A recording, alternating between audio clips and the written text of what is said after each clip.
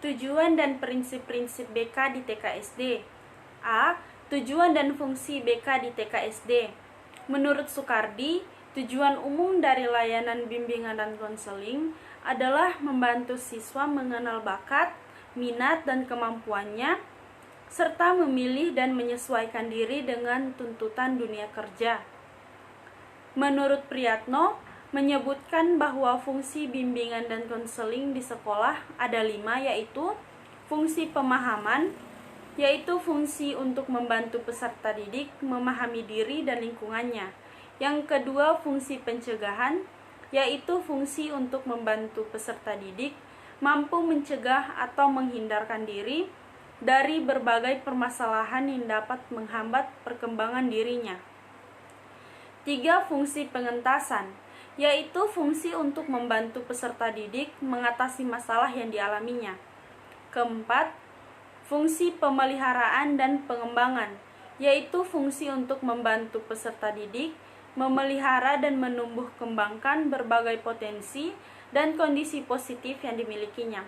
Yang terakhir ada fungsi advokasi, yaitu fungsi untuk membantu peserta didik memperoleh pembelaan atas hak dan atau kepentingannya yang kurang mendapat perhatian. B. Prinsip-prinsip BK di TKSD. A. Sasaran layanan, artinya bimbingan diberikan kepada semua individu atau peserta didik, baik yang tidak bermasalah, baik pria maupun wanita, baik anak-anak, remaja maupun dewasa, baik yang kaya maupun yang miskin. B. Permasalahan individu, artinya bimbingan diarahkan untuk membantu individu agar dapat melakukan pilihan dan mengambil keputusan, disesuaikan dengan latar budaya dan pemahaman masalah.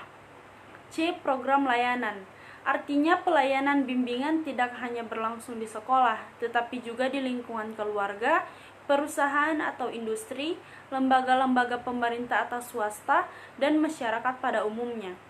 Pelaksanaan program tersebut menyeluruh, fleksibel, dan perlu adanya evaluasi.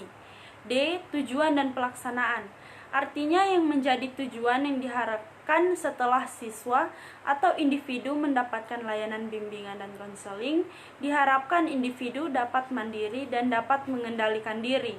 Dalam pelaksanaan program tersebut harus dilakukan oleh ahli dan perlu adanya kerjasama dengan pihak-pihak yang terkait, serta perlu adanya pengembangan program. C. Asas-asas BK di TKSD. 1. Asas kerahasiaan, yaitu asas yang menuntut dirahasiakannya segenap data dan keterangan peserta didik yang menjadi sasaran layanan, yaitu data atau keterangan yang tidak boleh dan tidak layak diketahui orang lain. 2. Asas kesukarelaan, yaitu asas yang menghendaki adanya kesukaan dan kerelaan peserta didik mengikuti atau menjalani layanan kegiatan yang diperuntukkan baginya. 3. Asas keterbukaan, yaitu asas yang menghendaki agar peserta didik yang menjadi sasaran layanan kegiatan bersikap terbuka dan tidak berpura-pura, baik dalam memberikan keterangan tentang dirinya sendiri maupun dalam menerima berbagai informasi dan materi dari luar yang berguna bagi pengembangan dirinya. Keempat, asas kegiatan, yaitu asas yang menghendaki agar peserta didik yang menjadi sasaran layanan dapat berpartisipasi aktif dalam penyelenggaraan kegiatan bimbingan. Kelima, asas kemandirian, yaitu asas yang menunjukkan pada tujuan umum bimbingan dan konseling, yaitu peserta didik sebagai sasaran layanan kegiatan bimbingan dan konseling diharapkan menjadi individu-individu yang mandiri dengan ciri-ciri mengenal diri sendiri dan lingkungannya, maupun mengambil keputusan, mengarahkan serta mewujudkan diri sendiri.